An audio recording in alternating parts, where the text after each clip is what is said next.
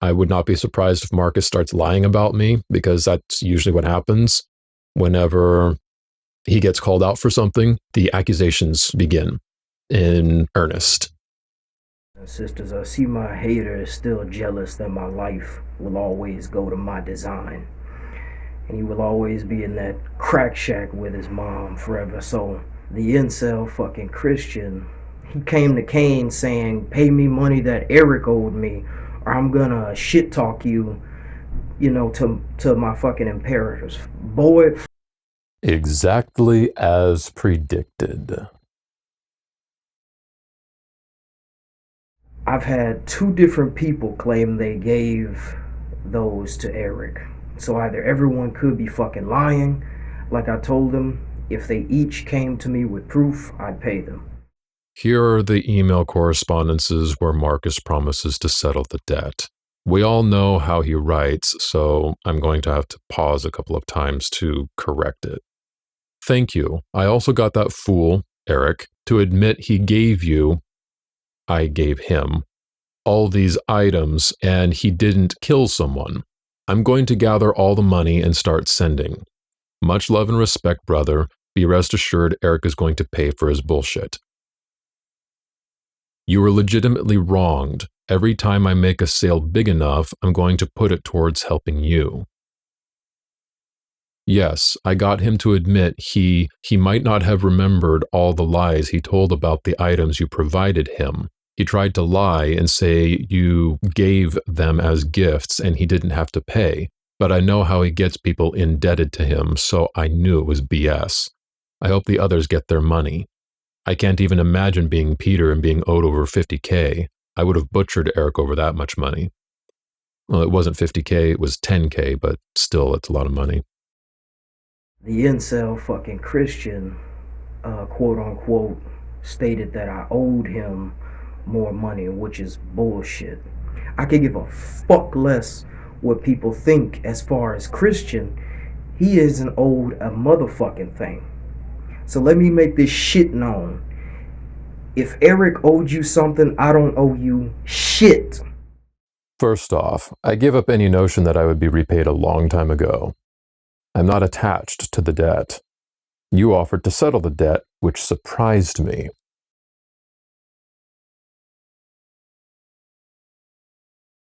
So I went with it and held you to your word.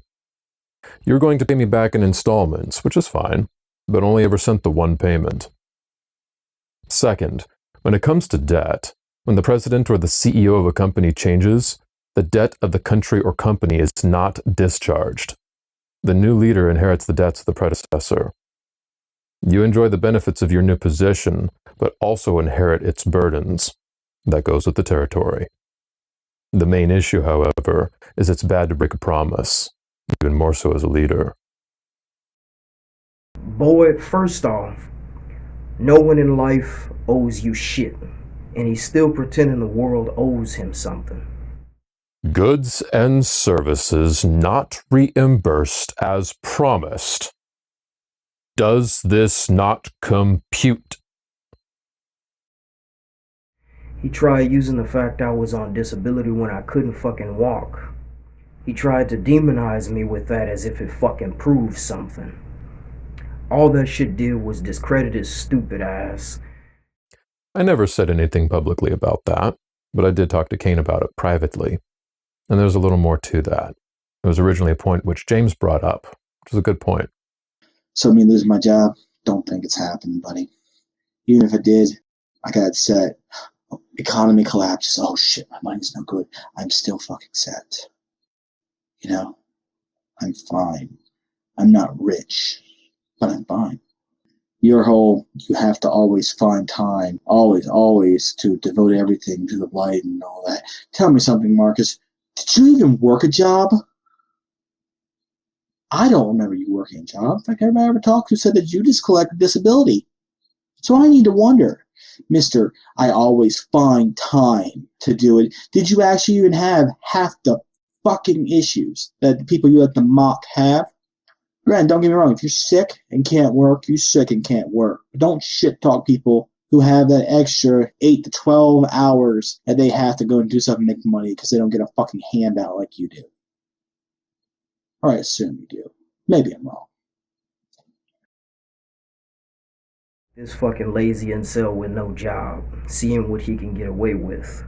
Move out of your mom's house, get a fucking job, and do something with your life, and you wouldn't be a fucking bum.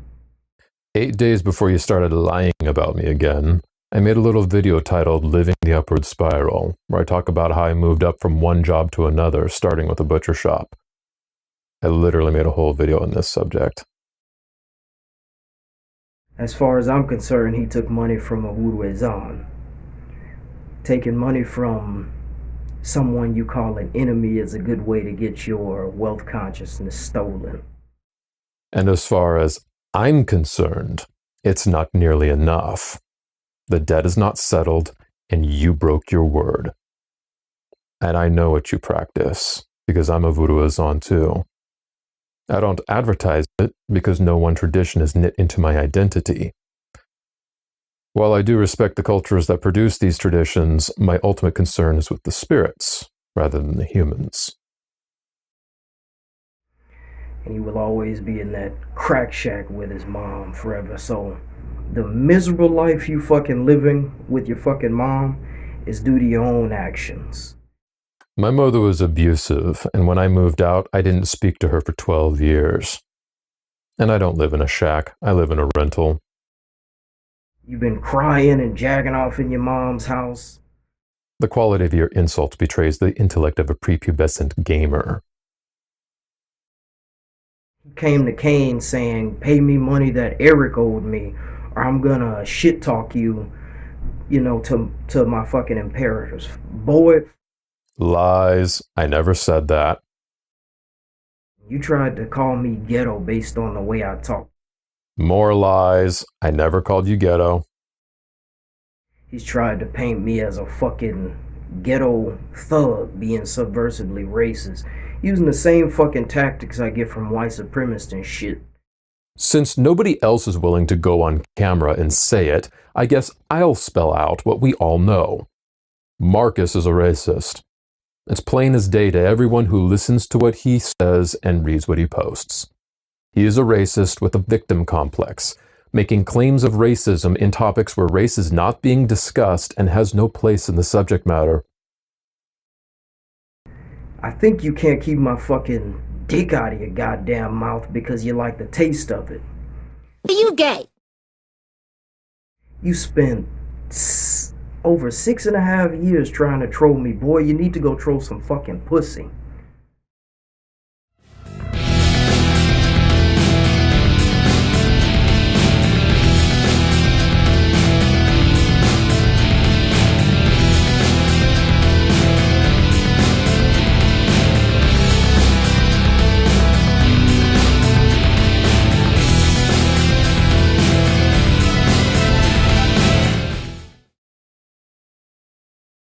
You ever hear that fucking saying, if your enemy is making a mistake, don't interrupt them? I have heard that saying, Marcus. By all means, carry on. You've been ridiculously obsessed since Eric hit you with that fucking obsession curse. I made a video update that I said I was going to do that took 1.5 years for me to get back to it as it was so low on my priority list. As a matter of fact, I don't even have so much as a single bad review because of how I meticulously record my client rituals, the items I send out. So you can't claim I practice fraudulent business practices. You fail in that fucking regard. This is from Nicholas Castro in the comments section of one of my videos. I was very happy so far with him, Marcus, but he has been out of touch with me for a while now. I will have to admit that this is worrisome for me because I have 2 services still owed to me set all the way back from April 7th of last year. As far as email, I hesitate to share private conversations to the public, but I'll read a couple of examples and leave out personal identifiers. Hey Sladen, I'm trying to find Razareth on Facebook or other sites to find him. I'm just trying to get my $50 back. Would you have his email? I gave him Marcus's email address, but this guy later told me in another email he never got a response. Hi, Sladen, my name is blank, and I purchased Carsteel's tincture on the site before it went down. I paid $30 for it. I never received it. And then he started asking about different spirits to work with. I came from nothing, and you're jealous. I doubt that Marcus is as financially successful as he claims he is, given how much he lies about everything else. There is nothing for me to be jealous over. The point of my video update was to relay my experience of a broken agreement. I don't know how Marcus handles his other clients. I only know and speak of my own experience and what I'm presented with.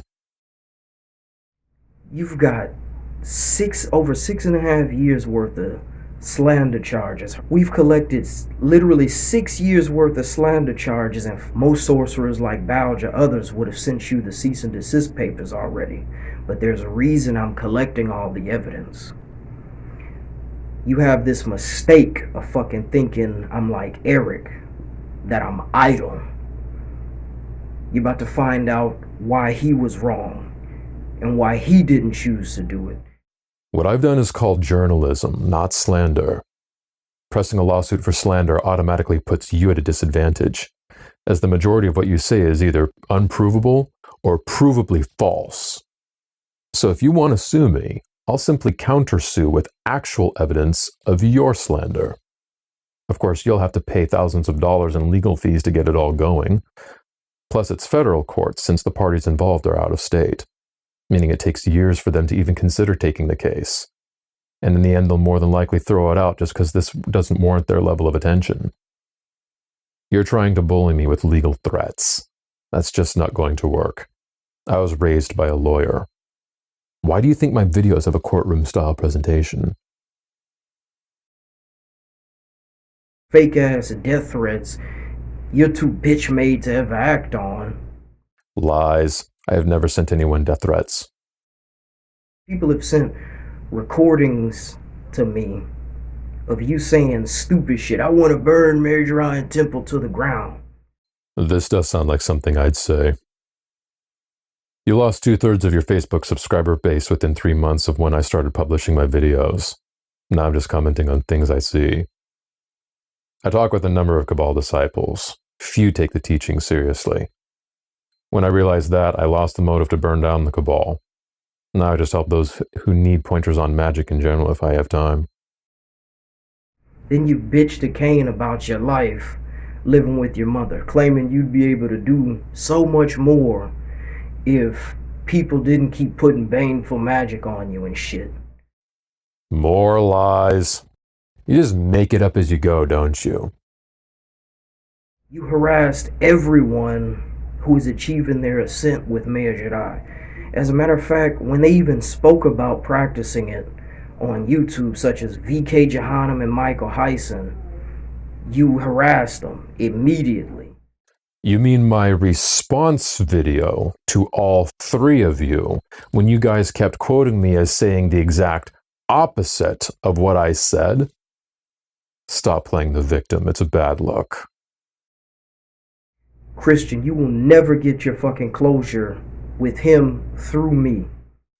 And that's not what I'm trying to do here. I'm holding you to your word which you broke. The rest of what you're saying are lies. And giving away copyrighted material which I now own. Lies. But I've kind of liked this one, for 2 reasons. First, the snippets of books that I showed in Cabalgate falls into the Fair Use Act and is clearly used for journalism. This is a fight I know I would win. Second, you don't own the copyrights to Somnus's books. You didn't coordinate your lies with Cain. Remember when you told me on the phone that Eric went with you to a notary to get the rights to those books signed over? The next day, Cain talked to me about it. This is a conversation that I had with Cain Sariel, Marcus's right-hand man. I'm trying to figure out how I'm going to release these grimoires without getting smacked with copyright infringement from Eric. Then I responded, Marcus told me that Eric signed the copyrights over to him. They went to a notary public and everything. When did this happen? He didn't say. This is a big deal. Me, him, referring to Marcus, and Muldegren have been talking about this. I don't think that happened. This is a big thing we're trying to come up with a way around. Anyone that knows Eric knows he would never give his books away. Yeah, Eric giving Marcus the copyrights wouldn't happen. Just look them up on Amazon. They're still gone. His issue was that he had perhaps 400 orders or some shit coming through per month. That's why his ass is branded for his fucking relics issue. This doesn't make sense as to why would he get branded over being overwhelmed.